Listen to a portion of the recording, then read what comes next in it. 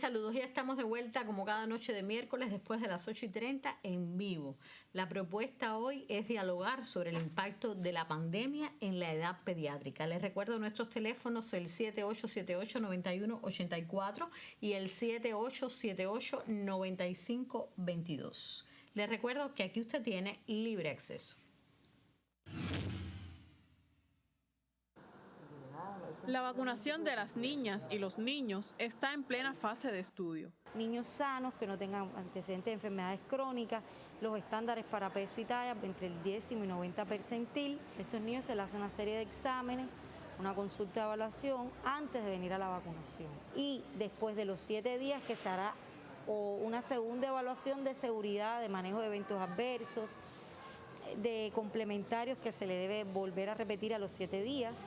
Se emite un informe al CENME. Los sujetos, en este caso los niños, que son los candidatos que están en el estudio de vacuna, solo manifestaron en ellos dolor en el sitio vacunal y más o menos algunos de ellos pues manifestaron molestia al elevar el miembro superior de donde fueron vacunados, pero en realidad fueron unas molestias que duraron poco, comenzaron 3 o 4 horas después de ser vacunados y ya la mayoría en la noche esa molestia había desaparecido. Bastante alegre haber sido elegido entre tantos niños para participar en este ensayo clínico y así aportar un granito de arena al avance de la inmunización del país.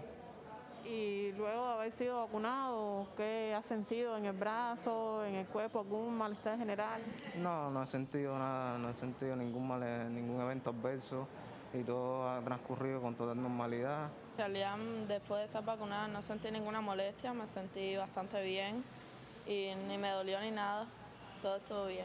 Para desarrollar el ensayo clínico con los adolescentes fue indispensable el consentimiento informado a los padres. Nos dieron toda la información que deberíamos saber cada padre antes de pasar a aplicarle la vacuna. Tuvimos que firmar un consentimiento informado donde se nos informaba todo el proceso completo con los niños, las vacunas, las cantidades de dosis, las extracciones de sangre, todo lo que podía suceder, todas las complicaciones que pueden haber, que gracias a Dios no hay ninguna, que efectos adversos hasta ahora no han habido de la vacuna.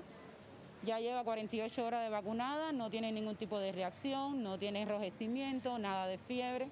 Y el objetivo que cumple, que es lo más importante, hasta ahora va bien, que es lograr poder inmunizar a los niños y adolescentes. Por lo tanto es importante que este proceso fluya y que llegue a un final feliz que esperamos ya con los resultados que tenemos en la población adulta, que pase igual con los jóvenes y adolescentes y niños. Este estudio en la población pediátrica con el candidato vacunal Soberana constituye el primero de su tipo en Cuba.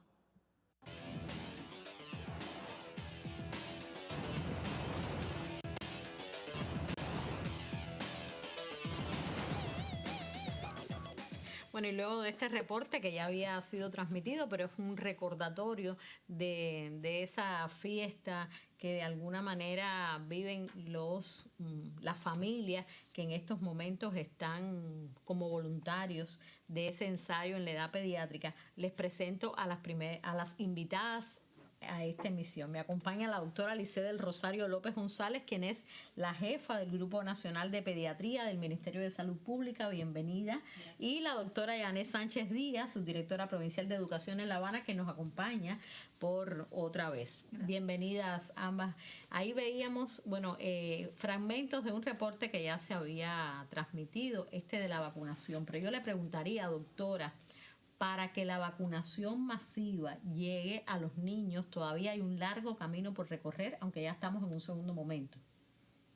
Sí, realmente el camino todavía es un camino que tiene un rigor científico, como han explicado los expertos en el tema, pero sí tenemos a la mano una vacuna, que es una vacuna que está accesible, que está en cada casa, en cada acción, que es la vacuna de la responsabilidad y del autocuidado. Siempre que somos convocados a intercambiar con el pueblo, que tenemos la bondad, ¿no?, de que ustedes nos faciliten ese intercambio, siempre pensamos, desde la hora cero de la pandemia estamos explicando cuáles son las principales medidas de la prevención. y no por repetitivas dejan de tener un impacto ni dejan de tener un matiz específico cada vez que las decimos. Y este reportaje que han puesto, que realmente ha sido una fiesta para la pediatría, es un llamado de atención igual. Las vacunas, nosotros estamos convencidos que va a ser un hito y va a marcar un antes y un después. Pero la vacuna para nada tiene que ir aparejado a disminuir la percepción de riesgo, a dejar de que la familia, los padres, inclusive los adolescentes que ya tienen conciencia de sus actos, deje de pensar como familia, como sociedad. Y esa vacuna y esos resultados tenemos que todos cooperar. Los científicos han puesto el corazón, han puesto la inteligencia. Los niños y los adolescentes están poniendo el hombro, el brazo. Y la familia obviamente tiene que colaborar con la responsabilidad. Exactamente. Incluso hoy Cuba lamenta la triste noticia del fallecimiento de un pequeño, de un menor. Y realmente se apela mucho a esa necesidad del cuidado, porque es el futuro de la patria. Se trata de cómo enfrentamos cada uno de nuestros días a pesar del agobio pandémico, del estrés, de todo lo que vivimos. Realmente es la cooperación entre el pueblo, los médicos, la familia, los niños que se han portado como gigantes.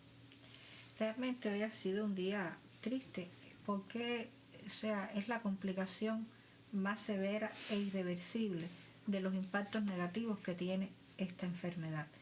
Desde el inicio, la pandemia tenía un mito, por decir de alguna manera, que los niños no se iban a enfermar, los niños y los adolescentes, que si se enfermaban prácticamente iban a ser imperceptibles, prácticamente no nos íbamos ni a dar cuenta que estaban enfermos.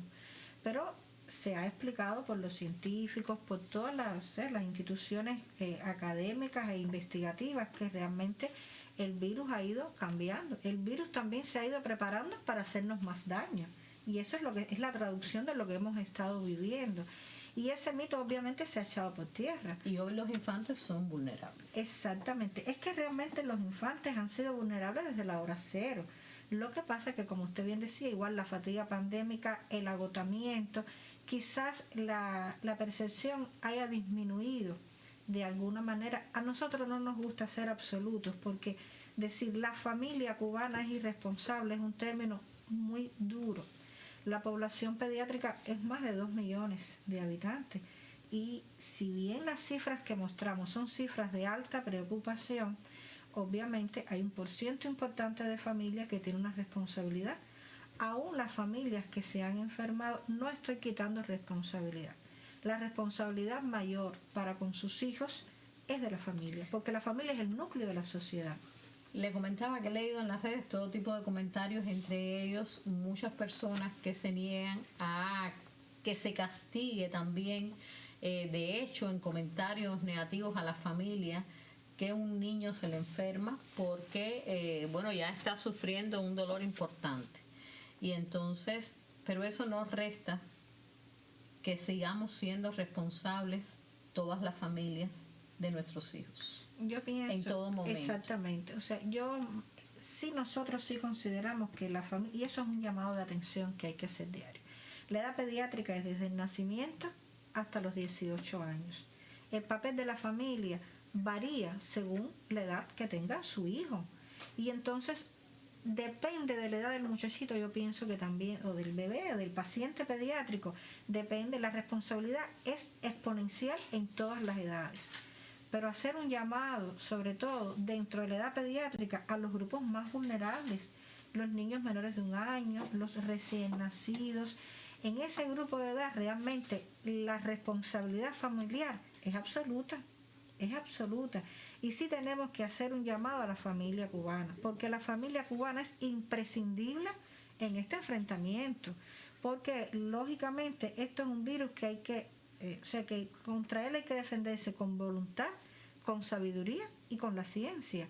Por lo tanto, esto es una tarea que es de todo. Y es más que un simple lema, porque realmente la consigna de quédate en casa tuvo una impronta en su momento, que ahora tiene mucha significación, pero es quédate en casa o usted tiene que hacer una determinada actividad, pero tiene que hacerlo con responsabilidad. Sí, porque la familia debe ir a trabajar. Exacto. Y la familia debe decir, bueno, ¿pero qué más puedo hacer?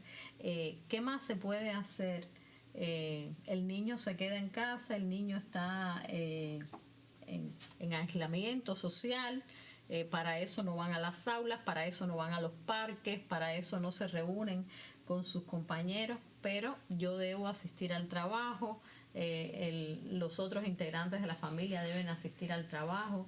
Yo creo que en ese sentido las clases por televisión han sido claves también la participación de los maestros, de los trabajadores de la educación, pero ¿qué más se puede hacer desde la educación, desde la salud? Sí, muy buenas noches, gracias por invitarnos a una mesa tan especial como esta. Evidentemente, como muy bien ha dicho la doctora, también en el Ministerio de Educación la ciencia ha venido marcando, ¿no?, qué hacer, por dónde andar y cómo actuar. En este sentido, prestigiosas instituciones como la Universidad de La Habana, el Instituto Central de Ciencias Pedagógicas, la Universidad Pedagógica Enrique José Barona, ha estado haciendo un grupo de investigaciones importantes, sin olvidar nunca también que ha sido una línea y un pensamiento del presidente de nuestro país, Miguel Díaz-Canel.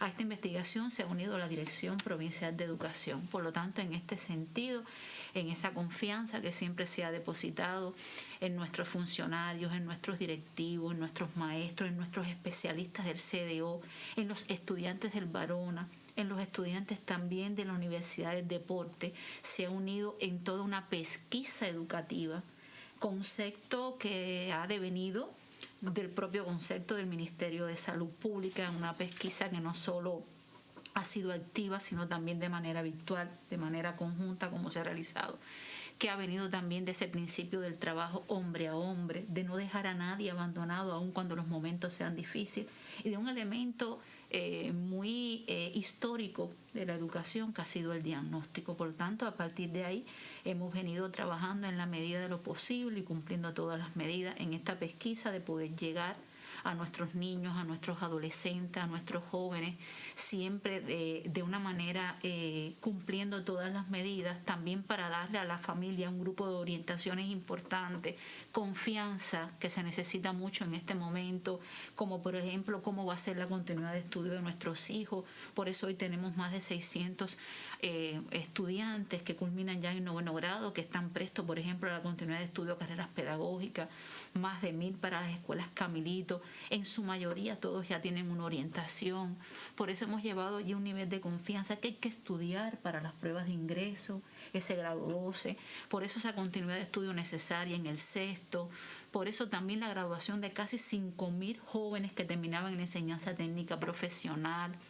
Por eso también se organizó de una manera diferente en las escuelas, el claustro que hoy está en la capital, y estuvo en su mayoría en la escuela el docente que coincidía con la orientación televisiva para que la familia tuviera la confianza. Yo tengo al profesor, yo puedo llamar.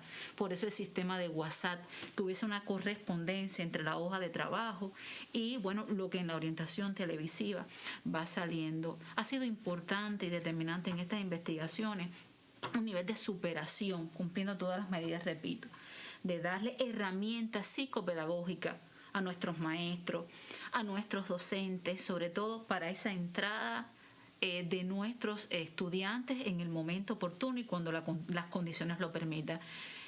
Nosotros no estamos hablando de aplicar una prueba diagnóstico, por ejemplo, cuando se reinicie este proceso, que más que el intercambio, que la oportunidad, que el conversar, de ir a la pizarra, escribir para saber cómo andamos. Por eso, en esta ciencia que vamos haciendo de manera unida, se ha venido trabajando también de manera oportuna cuáles son los contenidos más importantes, qué relación intermateria debemos estar desarrollando para, en el espacio que tengamos, poder unir todas las fuerzas y los saberes y el desarrollo de las habilidades. Ciertamente la ciencia, una vez más, nos está dando hoy las herramientas por donde andar y aprovechar todas las oportunidades. Y sobre todo que no muera la esperanza, que eso es importantísimo en la familia, en el adolescente, en el niño, en los jóvenes y siempre, pues bueno, el estilo comunicativo es decisivo en estos momentos. Bueno, les propongo hacer una pausa.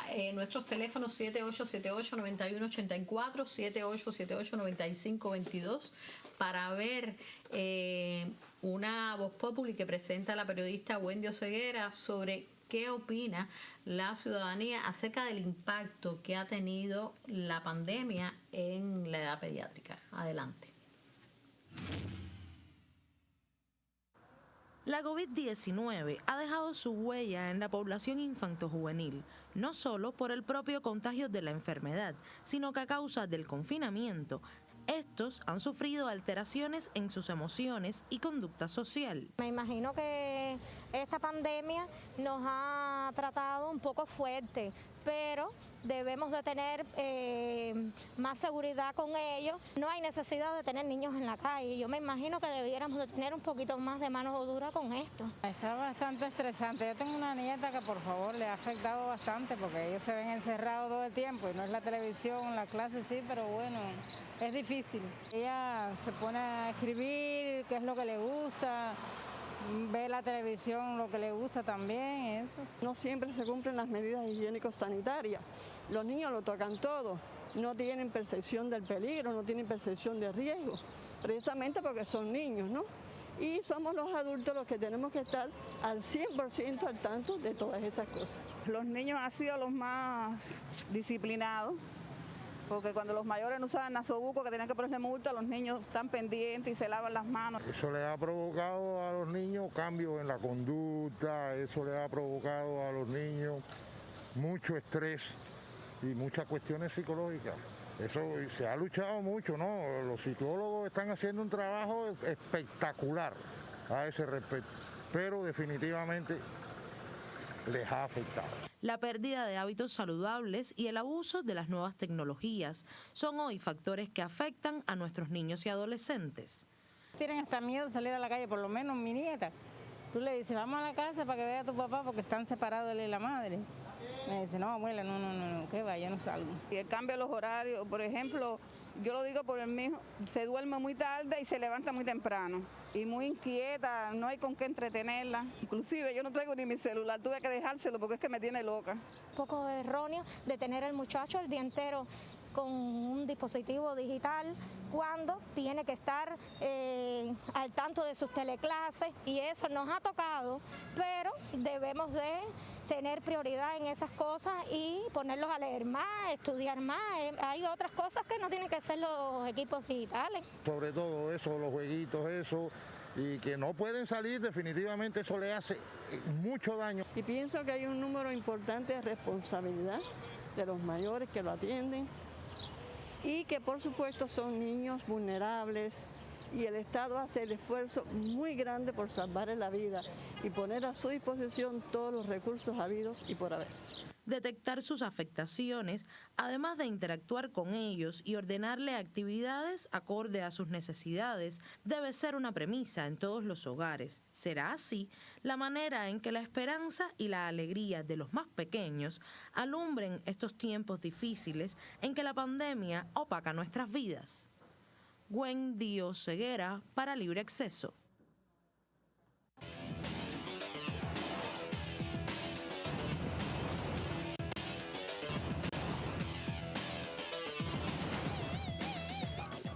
Y seguimos este diálogo sobre el impacto de la pandemia en los niños con la jefa del Grupo Nacional de Pediatría y con la subdirectora provincial de Educación.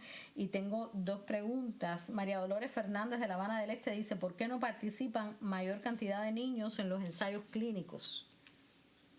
Bueno, antes de responder la pregunta, me gustaría hacer una felicitación especial. Estaba pensando, hoy es día miércoles, mañana 1 de julio, el Hospital Materno Infantil Ángel Arturo Aballí cumple 77 años de fundado. Es una institución que tiene el nombre del padre de la pediatría cubana, que tiene una significación relevante en estos minutos pandémicos. El Hospital Aballí es un hospital COVID que tiene en su misión en estos momentos la asistencia de los neonatos y de los infantes y los adolescentes que estén contagiados con la COVID. Por eso, o sea, que hacemos extensivo un reconocimiento. Nos sumamos a esa felicitación desde Libre Acceso. Ha cosechado muchísimos éxitos y es una de las instituciones que se ha empinado en esta batalla bien compleja. realmente, o sea, la pregunta tenemos que tener en consideración que los candidatos vacunales tienen un protocolo científico, tanto de implementación como de ejecución, por los investigadores tanto del Instituto Finlay como del CIGB, Soberana y Abdala, candidatos vacunales hermanos, ambos con el firme propósito de llegar a la población pediátrica, pero hay requerimientos que hay que cumplir y hay escaladas investigativas, por decir de alguna manera, que han sido muy bien explicadas en los espacios en los cuales han comparecido los investigadores. Inicialmente empezó con 25 niños de 12 a 18, 25 de 3 a 11 y se va haciendo la escalada según vaya avanzando las fases del estudio.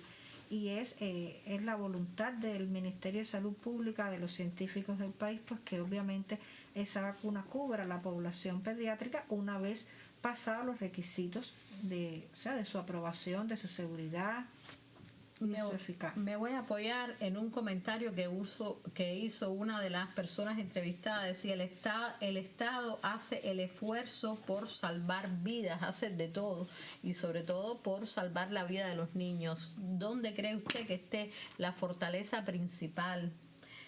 Porque hablamos de agobio pandémico, pero también los médicos han estado en un estrés constante, están agobiados también desde que comenzó esta pandemia. ¿Dónde cree usted que esté la principal fortaleza en las unidades asistenciales, en los protocolos que se están aplicando en el país?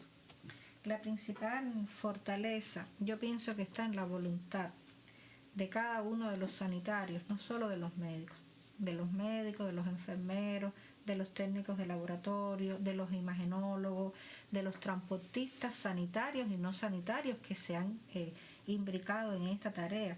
La principal fortaleza está en la voluntad de no aceptar de alguna manera que estamos en fatiga.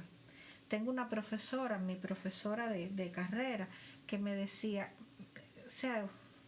yo me niego a aceptar el término, obviamente no, es un término que está establecido y que no lo sentimos, pero el que nos negamos a aceptar el término lleva implícito en que a pesar de tanto estrés, porque hay que recordar que los sanitarios somos madres, somos padres, somos hijos, somos hermanos, y obviamente tenemos la convivencia social de un cubano que no le toca, que no está en función sanitaria en estos momentos.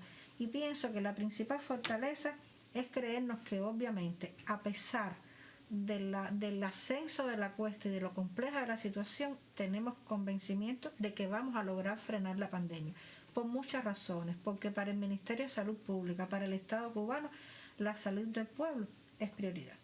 Y entonces nosotros nos sentimos obviamente acompañados, nos sentimos respaldados en esta tarea, pero hay dos factores fundamentales, la voluntad y la convicción, mucho más que una palabra, es un hecho.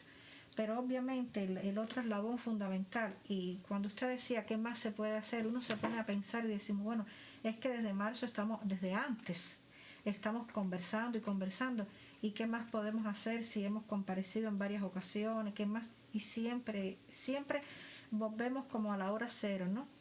Y el otro pilar fundamental es la familia.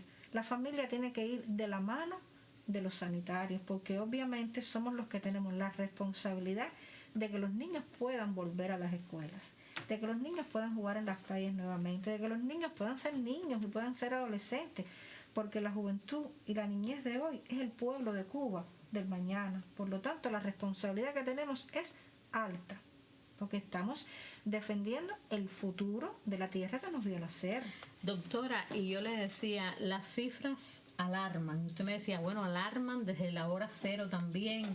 Y entonces le preguntaría, a veces el optimismo no se tambalea con esas cifras que dan escalofríos, y usted me contaba, ha cambiado mi rutina total, a veces no duermo porque hay que estar al tanto de todo cuanto ocurre con la edad pediátrica en todo el país. ¿Qué sucede? ¿A qué se apela? Bueno, realmente, las cifras han ido en aumento. Las pandemias, nosotros cuando analizamos en pediatría, menos de que eso obviamente en adultos igual, pero estamos hablando del tema que nos corresponde, decimos el pasado, el presente y el futuro del impacto de la COVID en los niños. En el 2020 la COVID tuvo su impacto, pero las cifras realmente, la primera ola pandémica fueron 200, alrededor de 200 y tantos niños.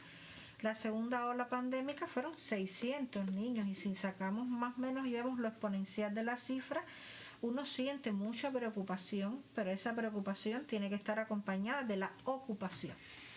Y nosotros prácticamente llevamos 3 días con más de 400 niños contagiados en el país, que entonces decimos realmente sí tenemos que preocupar.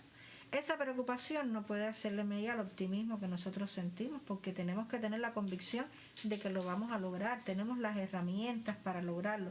Pero la ocupación lleva un índice de ocupación importante, y ocupación del binomio de la sociedad, de la ciencia y la asistencia con la responsabilidad ciudadana. Y soy reiterativa en el tema porque es que no pueden ser indisolubles, o sea, realmente son dos elementos que están muy concatenados. Y hacia el interior del hogar.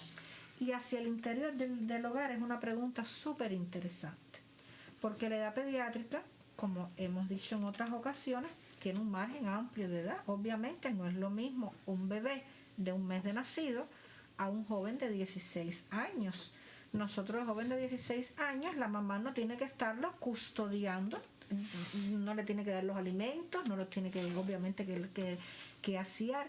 Y yo pienso que otra de las asignaturas pendientes que tenemos como familia es que la nueva normalidad lleva unos códigos intradomiciliarios que todavía no nos hemos adherido lo suficiente.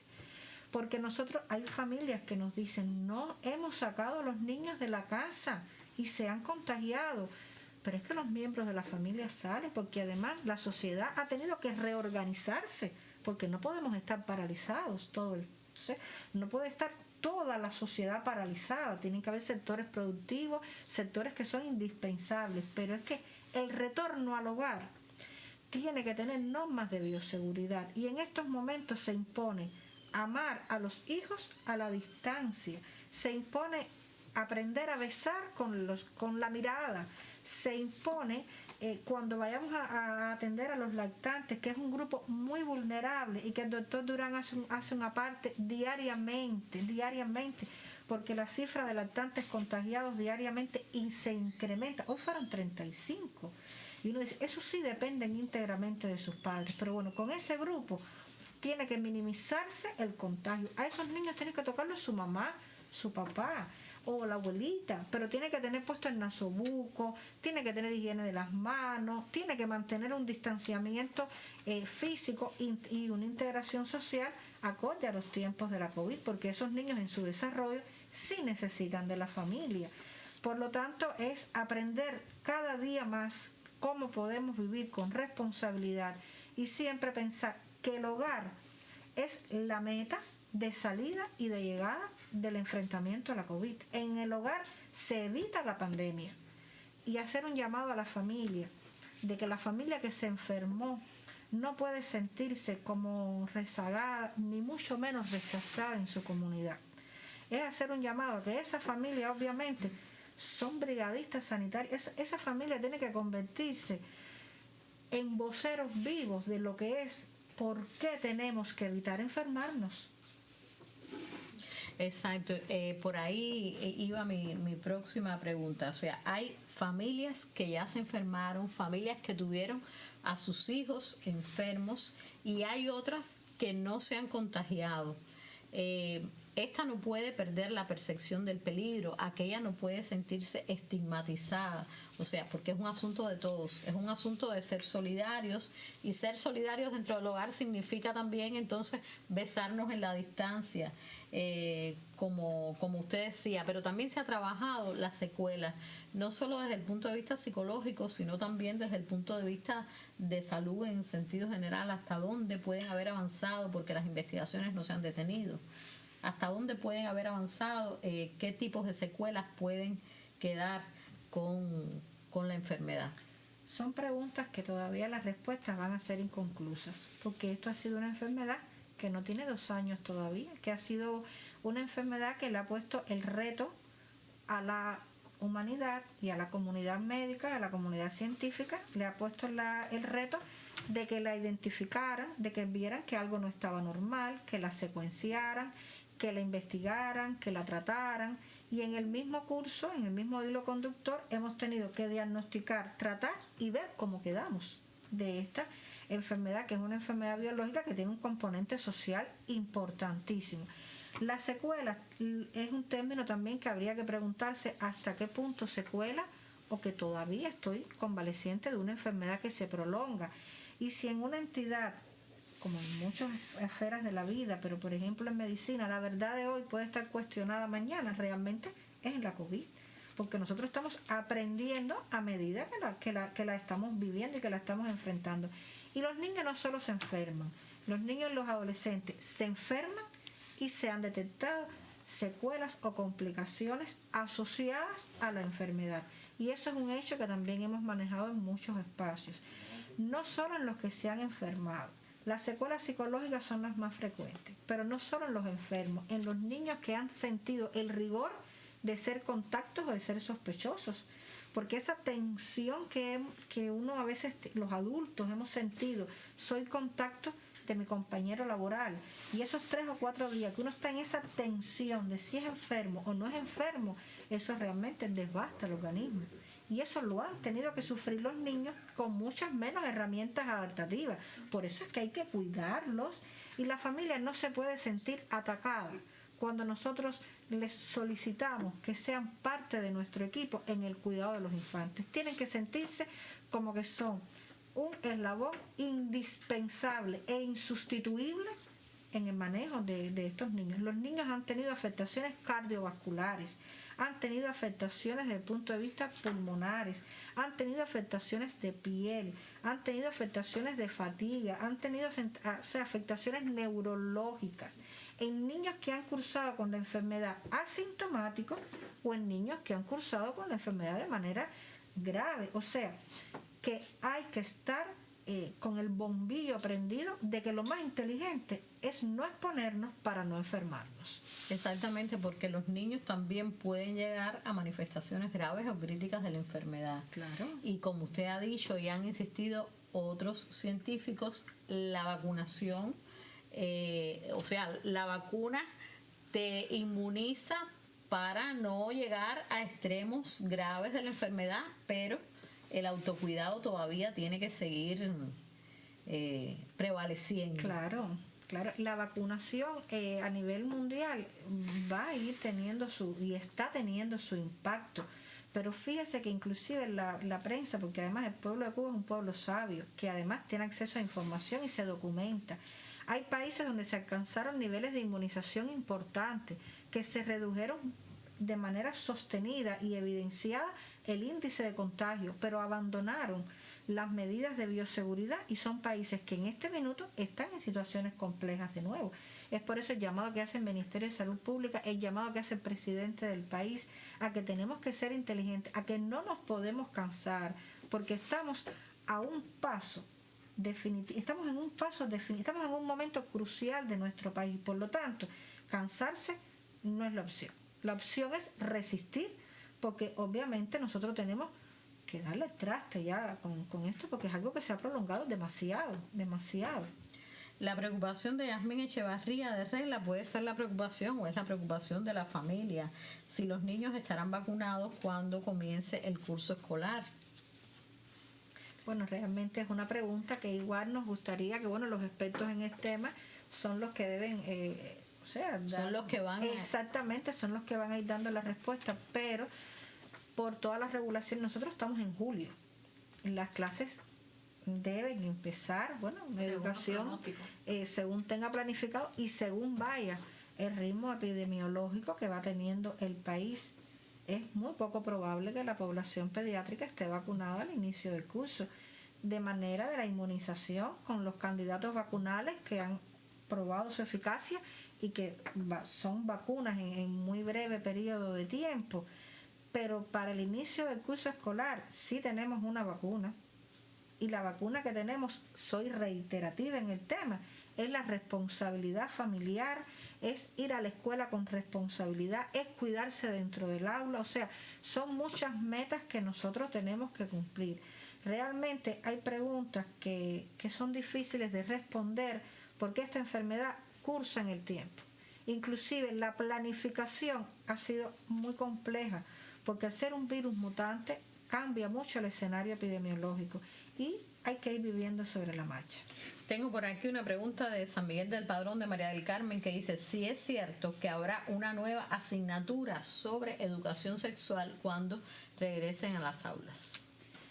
Bueno, el Sistema Nacional de Educación está llamado a un tercer perfeccionamiento. Este tercer perfeccionamiento en su dialéctica pues introduce pues nuevas formas de trabajo y en estas nuevas formas de trabajo pues nos da la posibilidad, por ejemplo, de actividades complementarias. Estas actividades complementarias pues van surgiendo también en dependencia del diagnóstico de cada grupo, de cada grado, de cada escuela, de cada año. Por lo tanto, habrán tantas actividades complementarias que respondan a esos contenidos, así sean las necesidades y el diagnóstico que hay en cada escuela.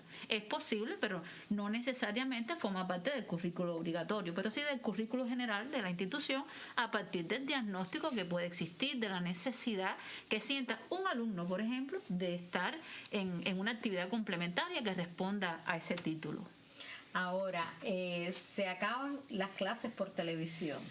El día 2 de julio. El día 2 viernes. Exactamente, después que termine, que concluya esta semana. Las familias pueden estar preocupadas porque los estudiantes, por supuesto, van a tener lagunas en el aprendizaje porque las clases por televisión no es lo mismo que la clase presencial y a algunos no lo han hecho de manera tan rutinaria, tan sistemática, otros, bueno, pero igual todo el mundo está preocupado. Y ahora, ¿qué usted aconseja desde la pedagogía? La familia sigue insistiendo para que cuando llegue septiembre esos estudiantes hayan podido tomar un poquito más o también tengan el receso obligado. Todo tiene su tiempo y la desesperación no nos va a llevar a mejores resultados. Por lo tanto, nuestros niños, nuestros adolescentes y nuestros jóvenes han tenido, vamos a llamarlo su curso escolar, un curso escolar diferente, pero no ha dejado de ser un curso escolar con una escuela distinta, con un maestro y una maestra, un profesor y una profesora diferente. Yo creo que hemos tenido más maestros y más profesoras que antes, porque hoy nuestra familia también se ha convertido. El curso escolar pues siempre ha tenido su etapa, ha estado enmarcada. Pudiéramos aprovechar, para decirlo en el buen cubano, todavía nuestros maestros hasta el 24 de julio están. En muchas de nuestras escuelas hay orientaciones televisivas grabadas. Siempre que se cumplan las medidas, la familia que esté interesada puede pasar por la escuela, recoger esas orientaciones televisivas, puede seguir recibiendo hasta el 24, que ya nuestros maestros, maestras y demás salen de vacaciones. Hojas de trabajo pudiera ser, no creo que sería la idea desechada totalmente, pero sí ya en camino al mes de julio, el receso académico, para llamarlo de alguna manera, necesario, el cambio de actividad.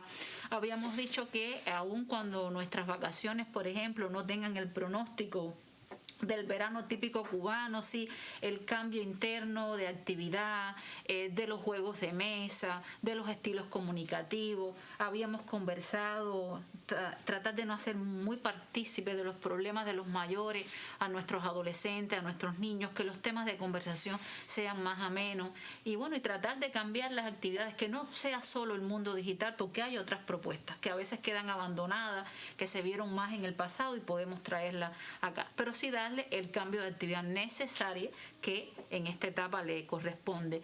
Y no desesperarnos. Septiembre, cuando se reinicie el curso escolar, que estén las condiciones ya dadas, va a haber el tiempo necesario para las actividades de sistematización, para introducir los nuevos contenidos. Habíamos dicho que se está trabajando en cuáles son los contenidos imprescindible, es necesario, una relación intermateria, de manera tal que pueda tener el espacio de la sistematización del nuevo contenido, de cómo poder introducir el sistema de evaluación, que no tiene por qué ser exactamente igual, y tener mucha confianza en eso, igual que puede reorientarse desde el punto de vista vocacional nuestros estudiantes que hoy están en grados 12 y 9º grado, o sea, independientemente al tiempo, en las condiciones en que ha transcurrido este curso escolar, pues el cierre va a tener un momento de contacto físico, cumpliendo todas las medidas, como muy bien ha dicho la doctora. Por lo tanto, tener en cuenta estas variantes.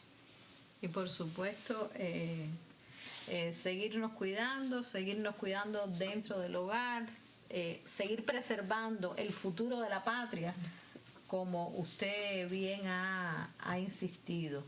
No nos queda mucho más tiempo, pero el mensaje desde la pedagogía y desde la pediatría, el mensaje final, ¿cuál sería? El mensaje final, yo pienso que sería que hay que tener la certeza absoluta. O la tarea para la casa. La tarea para la casa la hemos dicho mucho, o sea que realmente la familia tiene que sentirse parte y solución del problema. Y el mensaje es que hay que tener la certeza absoluta de que vamos a florecer. De que vamos a salir y salir con victoria. Sí, nosotros ratificar esta confianza que es imprescindible, pero también el agradecimiento. El agradecimiento a nuestros médicos, el agradecimiento a nuestros maestros, el agradecimiento a la familia, el agradecimiento a nuestros niños, a nuestros adolescentes, a todo el pueblo de Cuba, que se ha portado, como siempre Fidel lo ha dicho, como el gran pueblo de combate, de pelea y de guerra, que es el pueblo cubano. Eso nos va a llevar a la victoria.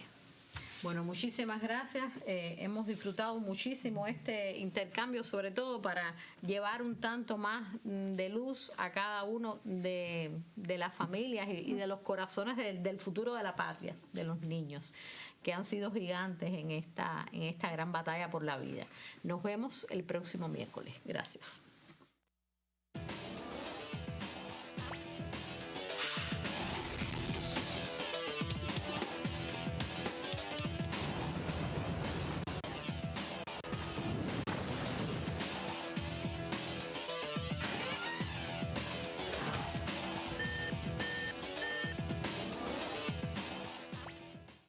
Al principio solo eran las fiestas y cuando salía con mis amistades, siempre sin que se enteraran mis padres. Luego se convirtió en algo normal, no había mayor placer que ese con una tacita de café, hasta que salí embarazada y lo tuve que dejar. ¡Ay, increíble el cambio! Los dientes y mis manos blanquearon por completo. No me sofocaba cuando corría o subía las escaleras. Incluso ahora me molestan el olor y el humo. Y ya me ves aquí, saludable a mis 70. Apuesta por la vida.